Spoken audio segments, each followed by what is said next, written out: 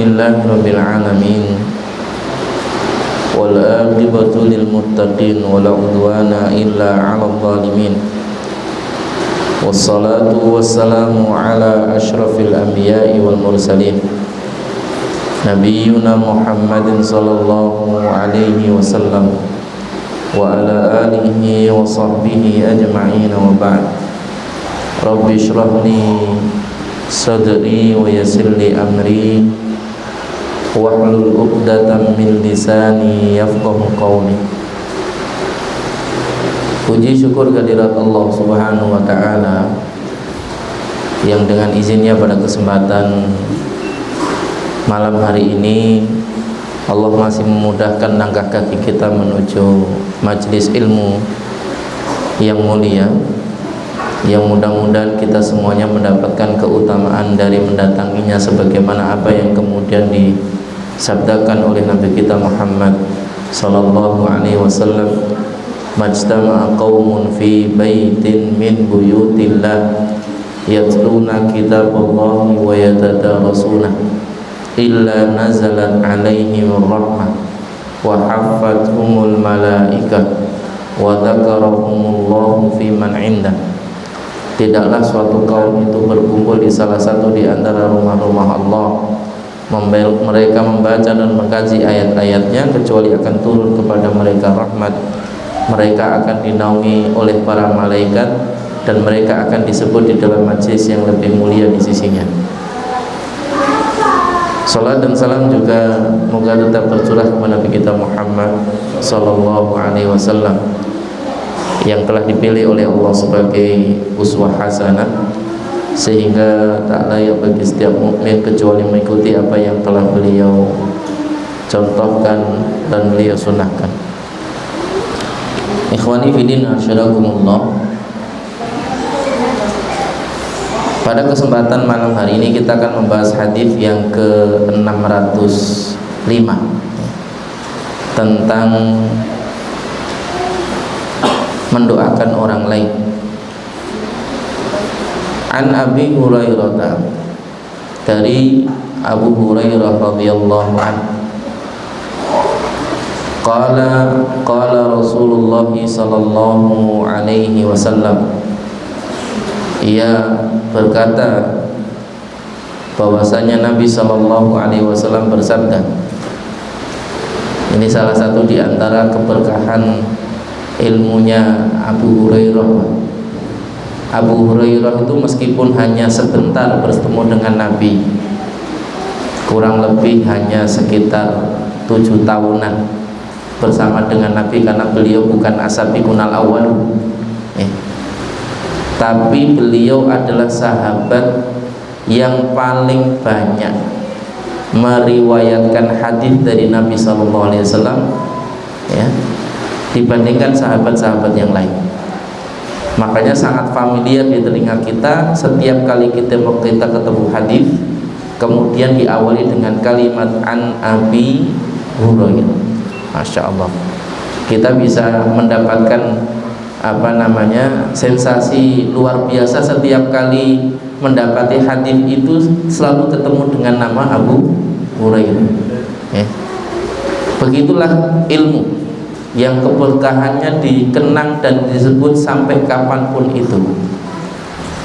Maka jangan pernah tinggalkan majelis ilmu yang kalau ilmu itu kita ajarkan kemudian diamalkan oleh orang yang mendengarnya dari kita, entah itu anak-anak kita, istri kita, kerabat kita, atau siapapun itu, menjadikan nama kita dikenang oleh mereka nanti, ya. Dan ini menjadi bagian dari yang juga penting untuk diperhatikan, sebagaimana para ustadz yang telah mendahului kita, nama mereka tetap dikenang.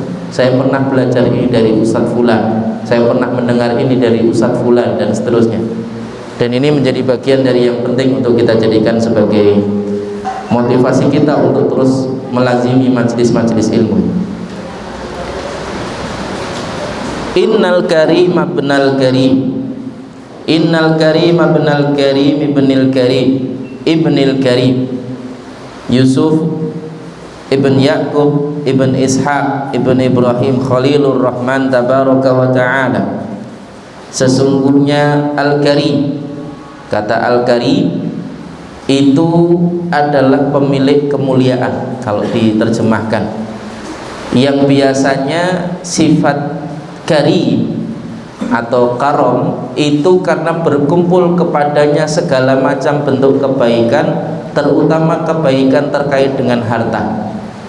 Karena dia suka bersedekah disebut dengan karim, disebut dengan jud atau dzatu al-jawad, mereka yang kemudian suka untuk bersedekah, ya. Makanya disebutkan di dalam syarahnya, Al-Karimu li'anna istama'a lahu syarafun nubuwah wal ilm wal jamal wal iffah wa karamil akhlaq. Disebut dengan Al-Karim itu karena terkumpul kepadanya segala macam bentuk kemuliaan. Satu, kenabian. Nabi Yusuf itu istimewa, Pak. Dia nabi, bapaknya nabi, kakeknya nabi, buyutnya nabi. Makanya tadi disebutkan 4 kali oleh Nabi. Innal karim ibnal karim ibnil karim ibnil karim. Sesungguhnya Al-Karim, putranya Al-Karim, putranya Al-Karim, putranya Al-Karim. 4. Seandahan semuanya nabi. Istimewa, jarang-jarang keluarga yang seperti itu, Pak. Ya. Dan berikutnya itu banyak yang kemudian juga didapati ada kakeknya, buyutnya, bapaknya, termasuk dia semuanya ulama. Apa faedahnya yang kemudian kita dapatkan di sini? Menunjukkan perhatian ayah tadi itu di dalam pendidikan anaknya, sehingga dia bisa mewariskan kemuliaan ilmu sekaligus kemuliaan akhlak tadi itu kepada anak-anak, hingga kemudian anak itu sebagaimana bapaknya. Itu minimal. Dan harusnya seorang ayah, setiap orang tua juga seperti itu. Bagaimana kemudian mewariskan kemuliaan itu kepada anak, sehingga kemudian anak itu juga akan meneruskan kemuliaan tadi itu kepada penerus-penerusnya berikutnya. Dan ini menjadi bagian dari yang juga penting, karena salah satu di antara tantangan di dalam pendidikan itu adalah ketika kemudian kita tidak bisa mewariskan apa yang sudah kita pahami kepada anak-anak kita. Makanya kita punya anak itu jangan hanya sekedar anak biologis, tapi juga bagaimana kemudian kita memiliki anak-anak ideologis. Wah, ini penting ini, ya.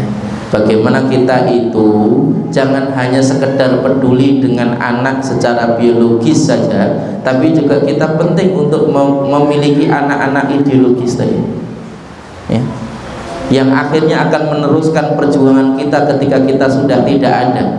Karena tujuan punya anak itu bukan hanya sekedar melaksanakan hadis Nabi, maksudnya bahwa Nabi membanggakan dengan banyaknya jumlah umatnya nanti pada hari kiamat saja, bukan.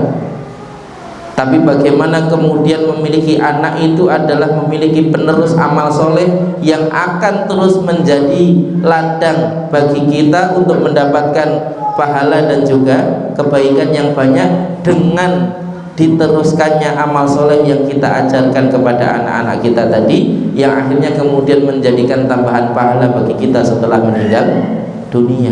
Itu tujuan utamanya. Makanya kalau ibarat kita punya rekening itu menduplikasi setiap rekening sekaligus isinya, itu kan menyenangkan kita, Pak. Iya kan? Kalau cuma duplikasi rekening tanpa isinya nggak menyenangkan, Pak. Ya kan? Tapi kalau diduplikasi rekeningnya sekaligus isinya, itu kan menyenangkan kita. Dan anak-anak itu ibarat rekening-rekening kita tadi itu yang nanti akan terus menambahkan pahala kebaikan bagi kita, meskipun kita sudah tidak menabung lagi karena kita sudah meninggal dunia. Tapi kebaikan-kebaikan yang kita ajarkan kepada anak kita tadi itu akan terus diteruskan dan terus diajarkan hingga kemudian itu sampai kepada kita pahalanya, meskipun kita sudah meninggal dunia. Itulah makna hadis Nabi SAW, wa waladun sholihun yad'u lahu, anak soleh yang mendoakan kedua orang tua. Maka yang lebih penting adalah bagaimana sebagai ayah itu memperhatikan anak-anaknya. Loh kok ayah? Padahal yang lebih banyak interaksi dengan anak itu adalah ibu. Loh yang dibinkan itu siapa? Bapak, Pak. Coba kita perhatikan, bukan tentang masalah mana yang lebih sering, tapi siapa yang paling membekas, itu yang penting, Pak. Sering tapi nggak bekas, malah nggak ngefek, berarti kan? Ya. Yang penting itu walaupun nggak banyak, tapi membekas. Dan itu yang harusnya menjadi kesan yang timbul di pikiran dan juga hati anak-anak kita itu tentang ayahnya. Oh, bapak saya dululah yang ngajari saya begini dan begitu. Oh, bapak dulu pernah saya mengajak saya ke sini dan mengajarkan ini dan itu, dan seterusnya. Yang kita ini seringkali kalau lagi bersama dengan anak-anak kita hanya fokus untuk dunianya saja. Ngajak ke pantai ya cuma sekedar seneng-seneng plesir, gimana seneng minta apa, jajan, cuma selesai itu aja. Padahal itu kesempatan kita untuk menanamkan keimanan kepada anak-anak kita. Coba ke pantai, coba tanamkan kepada mereka ayat-ayat keimanan tentang pantai tadi, bahwa nanti di akhir zaman laut itu akan dijadikan oleh Allah mendidih.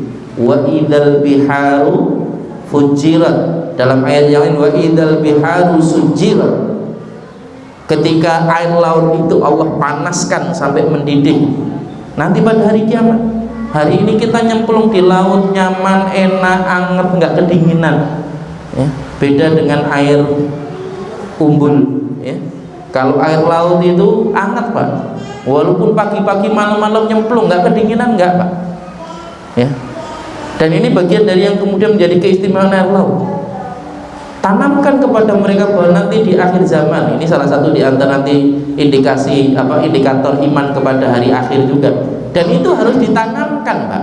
Secara teknis itu harus ditanamkan kepada anak-anak kita. Kalau nggak pernah kita ajarkan, nggak pernah terbesit dalam pikiran mereka tentang iman kepada hari akhir yang lebih real dalam bentuk apa yang bisa mereka pahami dengan pendekatan alam itu seperti apa, mereka nggak akan paham kalau kita nggak pernah mengajarkan itu kepada mereka. Ini penting. Ke gunung, ya, ingat aja surat Al-Qari'ah itu, Pak, ya. Al-Qari'ah, mal Qari'ah, wa ma adraka mal Qari'ah, yauma yakunun nasu kal farashil mabthus. Ketika lihat laron itu habis hujan pagi-pagi gitu kan, ya, itulah yang kemudian disebut dengan aneh-aneh. Atau mungkin lihat yang sore sambar moto itu, Pak, ya. Atau yang sekitar, pokoknya hewan-hewan kecil yang kemudian kalau terbang tuh gur-gur gitu, ya. Itu nanti gambaran kira-kira nanti manusia pada hari kiamat itu seperti itu, enggak beraturan, ya. Kenapa? Karena berusaha menyelamatkan diri mereka masing-masing, sampai Nabi SAW menyampaikan dengan kalimat wataroka kulli bihamlin hamlaha, sampai mereka yang hamil pun lupa akan bayinya, saking dahsyatnya hari kiamat saat itu. Coba semencekap-mencekapnya kondisi, namanya ibu itu nggak akan mungkin lupa dengan anaknya, kecuali sangat mencekap, seperti kasus hari kiamat, ya. Dan ini bagian dari yang juga penting untuk kita jadikan sebagai perhatian. Tanamkan itu, Pak. Kalau enggak, mereka enggak pernah punya gambaran. Lihat sesuatu ya biasa aja. Kalau sudah tertanam iman, itu nanti seperti para sahabat. Sebagaimana Abdullah bin Mas'ud lihat ayam dibakar itu, dia teringat neraka. Langsung imannya yang kemudian sinyalnya itu kenceng, itu melihat segala sesuatu itu sinyal iman yang kemudian melihat. Sinyal imannya langsung kemudian connect gitu, ya. Langsung teringat akhirat. Sampai kemudian Abdullah bin Mas'ud itu menangis ketika melihat ayam yang dibakar di atas api dibolak-balik itu. Kalau kita lihat ayam dibakar dibolak-balik di atas api itu ngiler Pak. Beda sama Abdullah bin Mas'ud tadi nangis, ya kan? Kenapa? Sinyal imannya nggak hidup Pak. Ya, kenapa? Ya karena kita latih juga. Dan ini menjadi bagian dari yang juga penting untuk kita ajarkan kepada anak-anak kita, supaya nanti anak kita itu punya kesan tentang ayahnya, bahwa ayah saya adalah yang begini dan begitu, sebagaimana kisah Yusuf. Yusuf itu kan ketika kemudian dia mengadunya kepada siapa Pak? Ayah. Sedangkan kebanyakan sekarang anak-anak kalau ngadu pasti sama ibu, nggak berani ngadu sama bapak, kecuali lagi tengkar sama kawannya baru ngadunya bapaknya itu gitu. Tapi ngadu masalah nggak pernah sama bapaknya, mesti sama ibunya. Tapi lihat Yusuf, ketika kemudian dia bermimpi, kepada siapa dia mengadu? Bapaknya Pak. Idh qala Yusufu li abihi ya abati inni ra'aitu ahada asyara kawkaba wasyamsa wal qamara ra'aituhum li sajidin. Masya Allah, menunjukkan kedekatan emosional antara ayah dengan anak. Dan ini penting untuk kita jadikan sebagai pelajaran, karena kebetulan di dalam nas ini yang dibahas adalah tentang Yusuf ibn Yakub ibn Ibrahim, ya, ibn Ishaq ibn Ibrahim alaihi missalam, ya. Dan ini bagian dari yang juga penting untuk dijadikan sebagai perhatian bagi kita, ya. Dan ini hal yang kemudian penting untuk kita perhatikan. Tadi kembali kepada makna Al-Karim tadi, berkumpul kepada mereka kemuliaan-kemuliaan dunia tadi. Satu, kenabian, semuanya nabi. Wal ilm, dan nabi itu tidak ada yang tidak berilmu, semuanya mendapatkan ilmu dari Allah Subhanahu wa taala, bahkan dibimbing ilmunya dengan wahyu secara langsung. Wal jamal, keindahan. Nabi itu rata-rata secara fisik maupun penampilan menarik Pak. Dan ini juga menjadi pelajaran bagi kita bahwa seorang dai itu harus menarik. Kalau nggak ada unsur menariknya, ya dakwahnya bisa jadi nggak akan sampai. Karena unsur menarik itu unsur yang kemudian tidak boleh ditinggalkan. Unsur jamal, unsur penampilan yang baik, gestur yang baik, tutur kata yang baik, akhlak yang baik, sampai pakaian yang baik dalam rangka untuk menarik perhatian, ya. Yang itu nanti akan menjadikan dakwah itu mudah, sampai dibandingkan kalau lihat saja sudah ilfil, ya kan? Dan ini menjadi bagian dari yang juga penting. Wal iffah, bagaimana kemudian para nabi itu adalah orang-orang yang menjaga harga dirinya. Termasuk Nabi Ibrahim, nggak pernah didapati namanya nabi itu meminta-minta, nggak ada. Semuanya mandiri. Ini sekaligus jadi pelajaran bagi kita sebagai seorang muslim tuh nggak layak untuk meminta-minta. Makanya nanti dibahas panjang lebar oleh Ibnu Abi Dunya di dalam kitabnya Islahul Malil, bagaimana tentang pentingnya mengusahakan rizki Allah itu dengan menjemputnya dengan usaha. Terserah mau usaha apa, tentunya yang halal. Allah akan datangkan rizki itu sesuai dengan niat dan juga semangat kita di dalam mengusahakannya. Dan ini bagian dari yang juga penting untuk kita jadikan sebagai perhatian. Satu, lebih menjaga wibawa kita, ya. Apalagi kalau kemudian bawa mobil, ya kan? Bawa uang gitu, ya. Itu akan lebih menjadikan kita memiliki kedudukan, kan begitu, di mata orang lain, hatta di mata istri kita sendiri, ya. Kalau kita pulang dengan membawa sesuatu, apalagi sesuatu itu yang dia inginkan, itu masya Allah Pak, ya. Kan, tapi kebanyakan laki-laki itu lupa bahwa di rumah ada istrinya, pulang sering nggak bawa apa-apa, ya. Dapat makanan tempat kajian yo entek. Orang ini ikut Bali. Beda sama ibu-ibu. Ibu-ibu itu kalau dapat makanan pasti dibawa pulang. Ya, ini penting ini. Ya, jadilah laki-laki yang peka gitu. Ingat bahwa antum punya istri dan anak di rumah. Kalau pulang itu bawa buah tangan. Itu sunnah loh. Itu sunnah asli. Itu sunnah. Dan ini bagian dari yang juga penting untuk diperhatikan. Ya.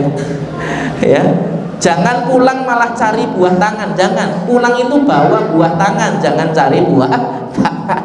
Ya, ini penting untuk dijadikan sebagai perhatian. Wa karamil akhlak, dan juga akhlak yang mulia. Dan para nabi itu semuanya terkenal dengan kebaikan akhlak. Dan ini sekaligus juga menjadi menjadi pelajaran bagi kita. Sangat aib bagi seorang mukmin ketika kemudian dia membawa kebaikan tapi justru dicela karena akhlaknya yang buruk. Itu kalau nabi itu dulu Pak, itu ditentang bukan karena akhlaknya. Bahkan orang-orang kafir pun meskipun memusuhi nabi, tapi kalau nitip duit itu tidak ada yang mereka percaya selain nabi. Keren gak itu? Ya. Tapi dimusuhi. Kenapa? Karena apa yang dibawa dari ajarannya tadi itu. Mereka memusuhi ajarannya, bukan memusuhi sosok nabinya, bukan. Bahkan sosok nabi pun mereka akui tentang akhlaknya. Sampai mereka menyebut nabi itu sebagai al-amin, bahkan sejak sebelum nabi diangkat menjadi seorang rasul. Karena kebaikan akhlaknya ya akhi. Dan ini penting untuk kita jadikan sebagai pelajaran. Sangat aib bagi seorang mukmin itu memiliki akhlak yang buruk. Bagaimana dia bisa menyampaikan kebenaran kepada orang lain kalau kemudian dia sudah dicela gara-gara akhlaknya.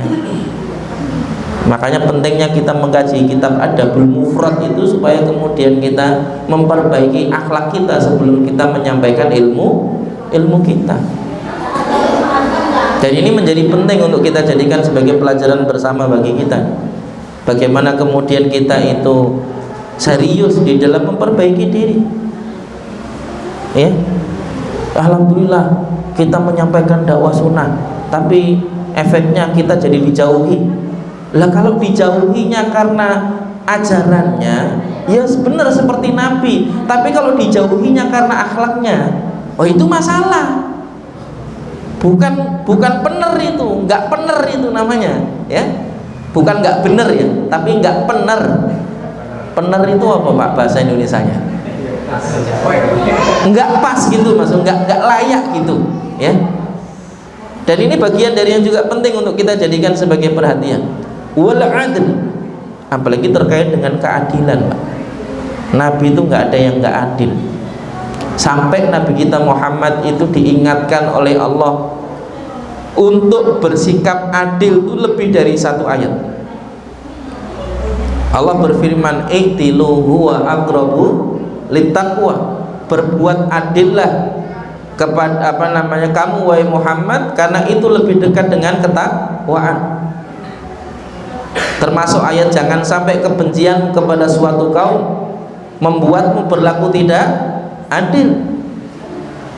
Dan itu banyak, sampai kemudian Nabi pun ditegur gara-gara kemudian hanya sekedar berbuka masam kepada mereka yang datang untuk menuntut ilmu, padahal buta Pak. Yaitu siapa? Abdullah bin Umi Maktum. Padahal buta. Bagaimana kalau kemudian kita bermuka masam dan bersikap tidak adil kepada mereka yang melihat kita? Lawang Nabi saja ditegur hanya gara-gara bersikap tidak adil, memprioritaskan para pembesar Quraisy saat itu dibandingkan Abdullah bin Umi Maktum. Dan ini bagian dari yang juga penting untuk kita jadikan sebagai perhatian kita. Wari'asatu dunya wad-din. Dan bagaimana kemudian Nabi itu mampu mengurus urusan dunia dan urusan agamanya sekaligus, Pak. Kalau kebanyakan manusia hari ini sibuk dengan urusan agamanya, lupa urusan dunianya. Kalau sibuk dengan urusan dunianya, lupa urusan agamanya. Kebanyakan begitu. Jarang yang mampu betul-betul mendudukkan urusan dunianya sekaligus agamanya. Dan fungsi syariat itu adalah bagaimana kemudian mengatur urusan dunia dengan agama.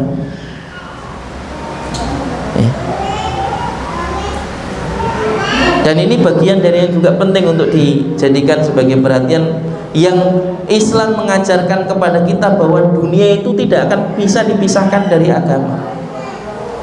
Hatta akhlak kita bermuamalah kepada orang lain itu juga diajarkan agama kita. Dan ini menjadi bagian dari yang juga penting untuk kita jadikan sebagai perhatian. Fahuwa nabiyyun ibnu nabiyyin ibnu nabiyyin ibnu nabiyyin rabi'u arba'atin fin nubuwah. Sebagaimana dijelaskan di dalam kitab An-Nihayah bahwa beliau Nabi Yusuf itu adalah nabi, putra dari seorang nabi, cucu dari seorang nabi, sekaligus buyut dari seorang nabi. Jadi buyut, kakek, bapak, termasuk dirinya semuanya nabi, ya. 4 generasi, Pak. 4 generasi semuanya nabi. Masya Allah, ya. Qala Rasulullah sallallahu alaihi wasallam, "Lau labithtu fi sijni ma labitha Yusuf." Disebutkan tadi di nasnya tadi itu, ya. Seandainya aku di penjara selama sebagaimana di penjaranya Nabi Yusuf, tsumma ja'ani da'ila ajabtu. Kalau kemudian ada orang yang datang kepadaku, ya, yang mengajak atau memanggil, maka aku akan mengatakan kepadanya sebagaimana apa yang telah dikatakan oleh Yusuf, irji' ila rabbika fas'alhu ma balun niswatil lati qatta'na aydiyahunna. Kembalilah kepada Tuhanmu dan tanyakan kepadanya bagaimana keadaan para wanita yang memotong tangannya. Wa rahmatullahi ala Lut, dan demikian juga semoga rahmat Allah bagi Lut. In kana la ya'wi ila ruknin syadid, yang ketika beliau hendak bersandar pada tiang sandaran yang kuat, ketika beliau mengucapkan lau anna li bikum quwwatan au awi ila ruknin syadid, ya. Seandainya aku mempunyai kekuatan melawan kalian atau aku dapat bersandar kepada tiang yang kuat, maka aku akan tolak kalian dan melawan kalian semuanya. Maksudnya demikian. Karena saat itu kan kaumnya Nabi Lut mendesak masuk rumahnya Nabi Lut, memaksa agar menyerahkan tamunya kepada mereka, ya. Karena rusaknya kaumnya Nabi Lut tadi. Fama ba'atsallahu ba'dahu min nabiyyin illa fi tharwati qaumihi, dan tidaklah setelahnya Allah mengutus seorang nabi pun melainkan ia dalam keadaan cukup kuat dari membutuhkan kaumnya, ya. Yang kemudian kan setelahnya para nabi itu diberikan mukjizat. Kata mukjiz itu artinya yang mampu melemahkan atau mengalahkan kaumnya. Dan ini juga bagian dari yang juga penting, karena lagi viral tentang masalah dukun dan kebohongannya, ya kan. Mumpung lagi viral, ini sekaligus jadi catatan penting ini, ya, supaya nanti siapapun yang mendengarnya tahu bahwa kalau ada yang mendakwakan seperti itu mesti dusta. Bahwa mukjizat, karomah itu dua-duanya adalah pemberian Allah. Namanya pemberian itu bisa terjadinya itu karena kehendak dan izin Allah semata. Nggak bisa dipelajari, nggak bisa diulang, Pak. Hari ini meskipun jenengan menemukan tongkatnya Nabi Musa, mau gebuknya pek 10 toh, ya, nggak akan jadi ular, enggak. Itu mukjizat dari Allah. Begitu juga karomah. Bedanya mujizat sama karomah itu, kalau mujizat hanya diberikan kepada para nabi, kalau karomah itu Allah berikan kepada hamba-hamba Allah yang soleh. Namanya soleh itu berarti enggak melakukan apa-apa yang kemudian dilarang oleh Allah. Lah kalau kemudian doanya Allahumma inni a'udzubika minan nar, tapi narnya terus didekatkan ke mulut, itu ya itu berarti menyelisih doanya sendiri. Mintanya dijauhkan dari api, tapi apinya dideketin terus. Allahumma ajirna minan nar, plepus. Allahumma ajirna minan nar, plepus, ya. Itu bohong namanya. Sudah kayak gitu, dia sendiri tidak jujur dengan perkataannya sendiri, ngaku punya karomah, ketemu pirang perkara. Karomah itu hanya diberikan kepada hamba Allah yang saleh, bukan karena jenggotan bawa tasbih, bukan. Kok cuma sekedar jenggotan bawa tasbih, akeh tunggale gitu. Ngaku punya karomah begini dan begitu, ngaku sih Pak. Karomah itu pemberian Allah yang Allah berikan dalam rangka untuk memberikan manfaat kepada orang yang Allah kehendaki, dan itu pun hanya terjadi sekali, nggak bisa diulang. Ini bedanya karomah sama sihir itu Pak. Kalau karomah itu pemberian Allah, nggak bisa dipelajari, nggak bisa diulang. Semuanya terjadi atas kehendak dan izin Allah Subhanahu wa ta'ala. Tapi kalau sihir itu iso dipelajari, ya, kadang-kadang bisa seakan-akan melakukan sesuatu yang istimewa, seakan-akan, ya. Kan begitu juga yang kemudian dikatakan oleh Allah terkait dengan sihirnya tukang sihirnya Fir'aun itu kan, ya. Ka'annahu, karena menggunakan istilah ka'annahu, ya, dengan seakan-akan dia adalah ka'annahu tas'a, seakan-akan ular itu menjadi ular, itu seakan-akan. Jadi dilihat di mata manusia itu seakan-akan itu adalah ular, padahal sejatinya tali. Beda dengan Nabi Musa, tongkat tiba-tiba menjadi ular beneran, bukan seakan-akan ular, bukan. Lah kalau tali, kenapa kok tali Pak? Tali itu mudah dia diliak-liukkan seperti ular gitu kan, gampang. Lah kalau tongkat, jenengan mau liak-liukkan gimana? Wong atos, ya kan? Nah, ini juga bagian dari juga penting sekaligus apa? Kenapa kemudian Allah menjadikan tongkat ular Nabi Musa itu dari tongkat? Itu sekaligus untuk menjatuhkan dan menghinakan mereka, para tukang sihir yang suka bohong itu, ya, para dukun yang suka bohong itu untuk menghinakan mereka sekaligus. Alhamdulillah, ya, hari ini untuk membuka kedok tukang sihir dan dukun itu nggak perlu seorang alim, nggak perlu seorang nabi gitu maksudnya, ya. Cukup wong lanang nganggo klambi abang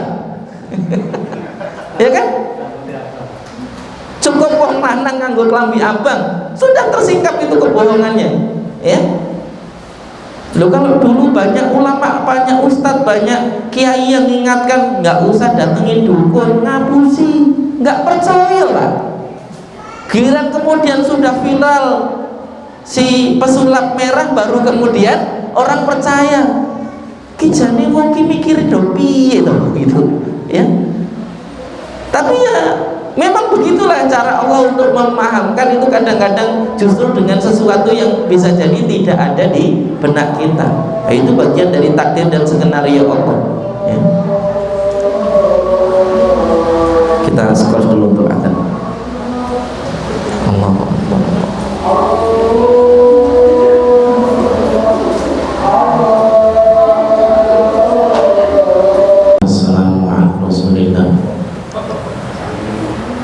Assalamualaikum warahmatullahi wabarakatuh. Alhamdulillahirabbil alamin wal aqibatu lil muttaqin wala udwana illa 'alal zalimin wa ba'd. Rabbi shrah li sadri wa yassir li amri wahlul 'uqdatam min lisani yafqahu qawli. Ikhwani fillah, melanjutkan sedikit pembahasan kita dari nas yang ke-605 dari kitab Al-Adab Al-Mufrad tadi. Apa yang kemudian dimaksudkan oleh Nabi SAW dengan kalimat lau labithu fi sijni ma labitha Yusuf thumma ja'ani ila jamtu. Seandainya aku mengalami di penjara sebagaimana di penjara Nabi Yusuf saat itu, kemudian datang utusan kepadaku untuk mengajakku keluar dari penjara, maka aku akan penuhi. Berbeda dengan Nabi Yusuf saat itu yang justru mengutusnya kembali untuk apa? Untuk menanyakan tentang perkara wanita yang memotong tangannya. Ya. Dan ini apa namanya? Bagian dari salah satu di antara kemuliaan Nabi Yusuf yang saat itu lebih memilih penjara dibandingkan terfitnah dengan wanita. Sedangkan hari ini justru banyak yang bermain fitnah tadi itu dan menghindari penjara. Nah, ini juga penting untuk kita jadikan sebagai pelajaran.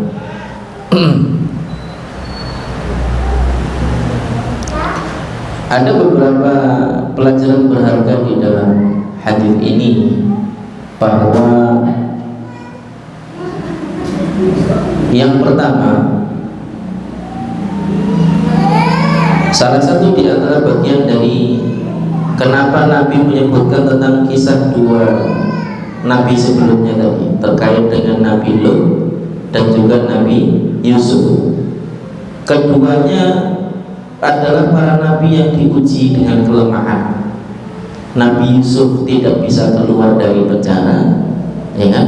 Kemudian Nabi Lut tidak bisa melawan kaumnya. Yang Nabi mengatakan tidaklah setelah mereka diutus seorang Rasul kecuali Allah menitipkan kepada mereka kemampuan untuk bisa mengalahkan kaumnya, yaitu mukjizat dari itu. Dan ini menjadi salah satu di antara apa namanya faedah dari doa-doa Nabi Lut dan juga Nabi Yusuf tadi. Dan ini bagian dari yang juga penting. Sampai kemudian kalimat lau anna li bikum quwwah au awi ila ruknin syadid. Seandainya aku memiliki kekuatan saat itu. Dan ini juga menjadi pelajaran berharga bahwa kekuatan itu dibutuhkan ya akhi di dalam dakwah. Kita nggak bisa menggunakan dakwah lisan terus. Ini agak berat nih pembahasannya. Ya. Bahwa kekuatan itu dibutuhkan di dalam perjalanan dakwah, dan kita tidak bisa menggunakan hanya kekuatan lisan saja. Kekuatan lisan itu sifatnya kan hanya ngajak. Ngajak itu kalau nggak ada dorongan, nariknya berat, ya kan? Orang ngajak itu seperti orang narik, sedangkan kekuatan itu tadi seperti orang dorong. Kalau cuma narik tok, itu seperti mobil penggerak depan ditajakan, Pak. Ya, anggur, narik tok soalnya. Dan ini bagian dari yang juga penting untuk kita jadikan sebagai pelajaran, bahwa kenapa kemudian Allah menitipkan mukjizat kepada setiap nabi yang kemudian diutus setelah Nabi Nuh, setelah Nabi Lut dan juga Nabi Yusuf tadi itu, sebagai bagian dari bentuk kasih sayang Allah Subhanahu wa taala kepada mereka dalam rangka untuk membantu dakwah mereka. Dan itulah yang dibutuhkan di dalam dakwah itu. Dakwah itu butuh kekuatan. Kekuatan apapun. Kekuatan potensi, kemampuan apapun itu. Kekuatan harta seberapapun itu. Kekuatan ide dan pemikiran. Karena hari ini tantangan dakwah sangat luar biasa, Pak. Musuh-musuh Islam itu berusaha kemudian menghancurkan Islam ini dengan berbagai cara dan dengan ide-ide yang menjadikan kita kaum muslimin itu seringkali lemah. Itu saja masih ditakuti, Pak. Kita ini cuma sekedar tura-turu, ya, kumpul-kumpul saja itu ditakuti, apalagi kalau kemudian kaum muslimin punya kekuatan, ya. Makanya apa-apa nek masalah apa sing disalahke mesti orang Islam, kan gitu. Sudah kayak gitu aja mereka masih ketakutan loh, ya. Nah, itu betul bahwa Allah itu menitipkan rasa takut di dada mereka, saking takutnya mereka kepada kaum muslimin. Padahal ibu koyo ngene tok. Ngumpul duit-duit ya ora. Kadang-kadang apa namanya taklim koyo ngantuk gitu kan. Ya, turu ya kan. Kayak gitu yang diwedeni gitu loh maksudnya. Kerennya kaum muslim itu di situ gitu. Walaupun kita tidak perlu berbangga dengan itu bukan sesuatu yang layak untuk dibanggakan gitu. Tapi bahwa menunjukkan permusuhan orang-orang yang memusuhi Islam itu adalah permusuhan yang nyata. Makanya Allah sampai menyebutkan di dalam ayatnya walan tardha ankal yahudu walan nasara hatta tattabi'a millatahum. Sebagaimana permusuhan kaumnya para nabi tadi itu yang menentang nabi mereka itu permusuhan yang nyata. Bagaimana kaumnya Nabi Lut yang kemudian berusaha mendesak Nabi Lut agar kemudian mau menyerahkan tamunya. Bagaimana kemudian kaumnya Yusuf saat itu yang kemudian lebih memilih untuk memenjarakan Yusuf, padahal Yusuf adalah orang yang tidak bersalah. Tapi saat itu jalan yang paling selamat dan paling mudah. Rabbi sijnu ahabbu ilayya. Wahai Rabbku, sesungguhnya penjara itu lebih aku sukai. Padahal sudah jelas-jelas ada kesaksian kalau robek di bagian depan berarti Yusuf yang salah, kalau robek di bagian belakang bajunya berarti istrinya yang salah. Padahal jelas-jelas robek dari belakang. Tapi apa yang dilakukan Nabi Yusuf? Rabbi as-sijnu ahabbu ilayya. Dan ini juga menjadi bagian dari juga penting. Artinya di penjara itu sebenarnya belum tentu menjadi aib, tergantung asbab di penjaranya karena apa itu. Kalau di penjaranya itu karena mendakwahkan kebaikan, kemudian mendapatkan pertentangan sampai di penjara, oh itu di penjara itu mulia ya, fi. Lu Nabi Yusuf aja di penjara loh, ya. Tapi kalau di penjaranya karena berbuat maksiat, ya tercela tetap gitu. Berbuat maksiat tuh walaupun nggak di penjara aja tetap tercela gitu maksudnya. Apalagi sampai di penjara. Jadi sebenarnya bukan masalah di penjara atau tidak di penjaranya, bukan mantan nabi atau apa namanya, bukan mantan nabi, bukan masalah itu ya. Jadi substansinya bukan di situ. Sebagaimana Ibnu Taimiyah juga di penjara, Imam Ahmad pun juga di penjara, dan banyak dulu para ulama yang kemudian menikmati penjara itu. Artinya bahwa penjara itu belum tentu menjadi aib, tinggal asbab di penjaranya itu karena apa. Ini juga penting untuk kita jadikan sebagai pelajaran ya. Hadits ini juga mengajarkan kepada kita bahwa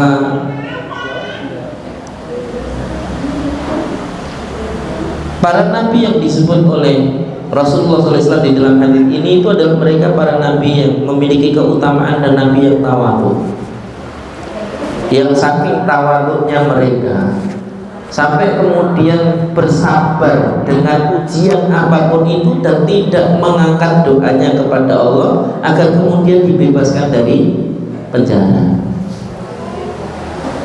Sebagaimana Imam Ahmad ketika ditawari, sudahlah kalah aja ya,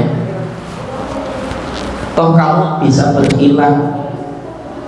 Ketika kemudian saat itu dipaksa untuk mengakui bahwa Quran adalah makhluk, Kamu katakan cuma sekedar perkataan saja walaupun hatimu tidak mengakui hal itu. Apa kata Imam Ahmad? Sederhana. Loh, perkataanku hari ini itu akan dicatat sepanjang masa yang nanti akan diikuti oleh banyak orang yang mengatakan bahwa Quran itu adalah makhluk. Kalau itu yang kemudian terjadi, berarti aku ikut andil di dalam menyesatkan seluruh manusia setelahku nanti.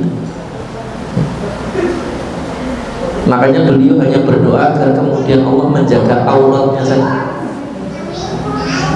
Yang bayangkan Imam Ahmad itu hanya bisa sholat 150 rakaat per hari setelah di penjara.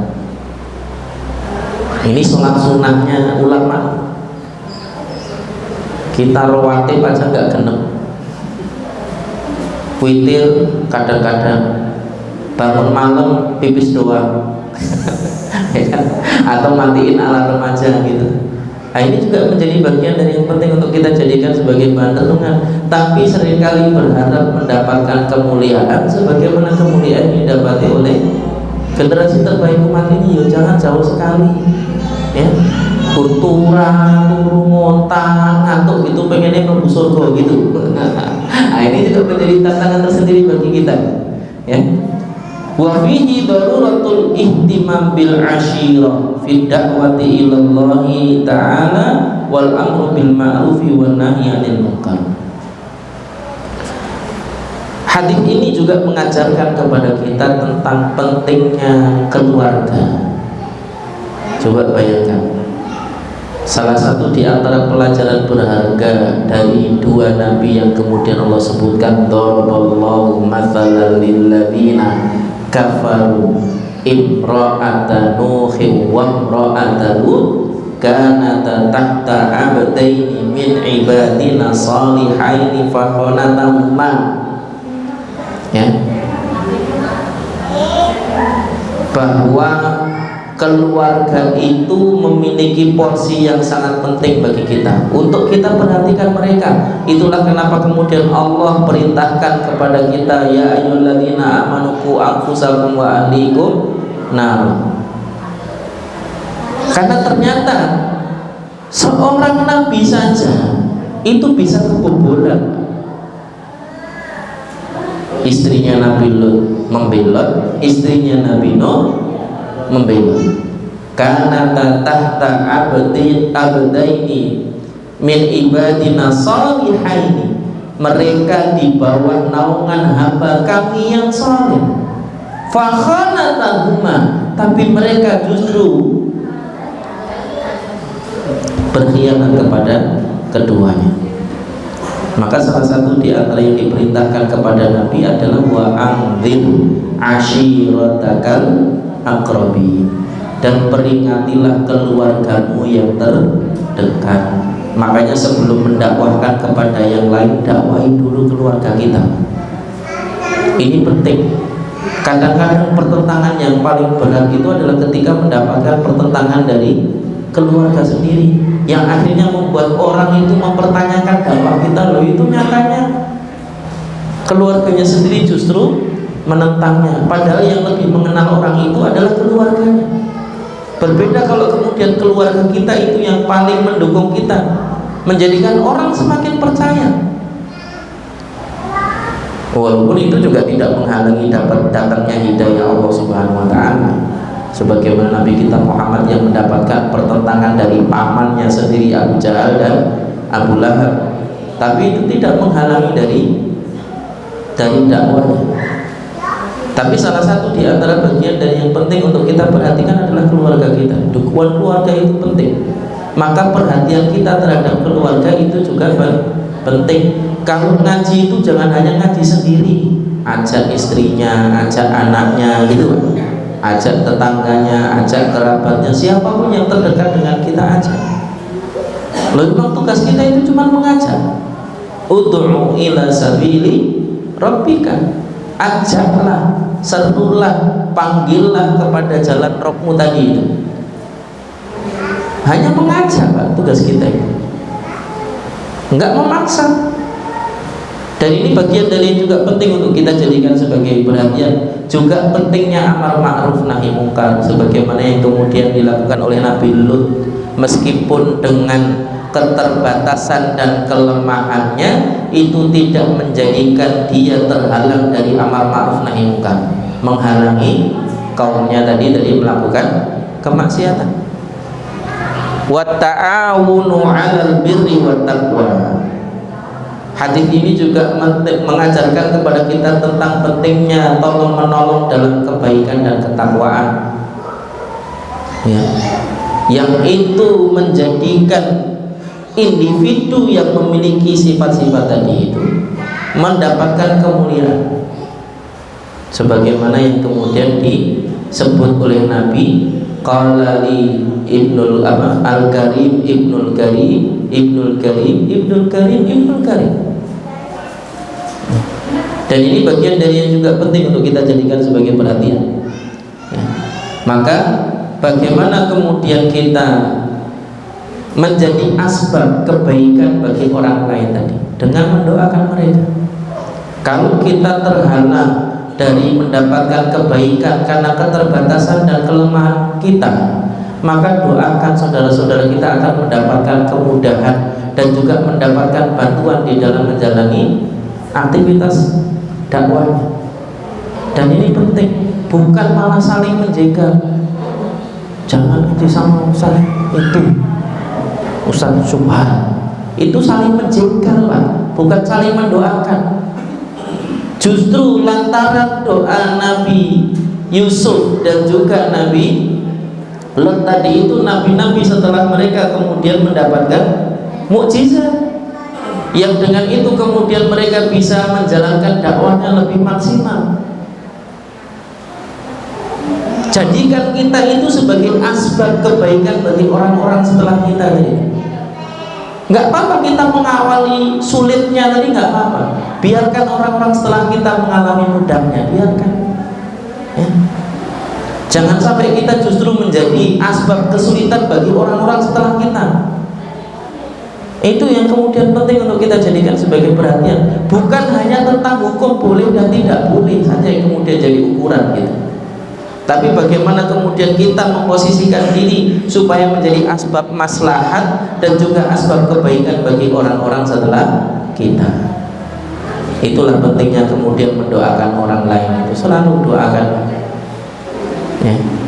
Selalu kalau ketemu orang itu doakan, minimal kalimat barakallahu fiikum, semoga Allah memberkahimu, atau doa-doa yang lain. Ya.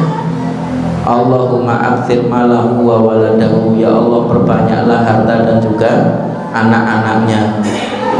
Ya. Itu doa yang indah. Enggak usah to the point, ya Allah perbanyaklah istrinya. Enggak usah to the point, perbanyaklah anak, itu maksudnya juga itu gitu maksudnya. Ya. Enggak usah to the point. Ya. Doa Nabi itu Allahumma aktir malahu wa waladahu, itu doa Nabi kepada Anas bin Malik. Enggak usah tanya berapa istrinya Anas bin Malik ya. Yang jelas anaknya 100. Ya. Anaknya Anas bin Malik itu 100 orang. Orang rasa takon, kan ini rasa takon malah takon. Kan ini rasa takon. Nggak usah tanya, ya. Itu doa Nabi kepada Anas bin Malik, dan usianya di dalam sebuah disebutkan 124 tahun kalau nggak 140 tahun. Karena Anas bin Malik itu masih bertemu dengan Umar bin Abdul Aziz, padahal Umar bin Abdul Aziz itu adalah cicitnya Umar bin Khattab, cucu dari anaknya Umar bin Khattab, cucu dari anaknya Umar bin Khattab yang bernama Asim, yang menikah dengan wanita penjual susu, anak dari wanita penjual susu yang menasihati ibunya agar tidak mencampur susu dengan air. Keberkahan sesuatu yang halal itu sampai anak-anak keturunan kita, Pak. Makanya hati-hati betul dengan apa yang kita makan itu. Hanya makan dan memberi makan kepada anak-anak kita hanya yang halal saja. Ya. Keberkahan itu akan sampai anak cucu. Dan ini bagian dari juga penting untuk kita jadikan sebagai pelajaran. Wallahu a'lam bishawab.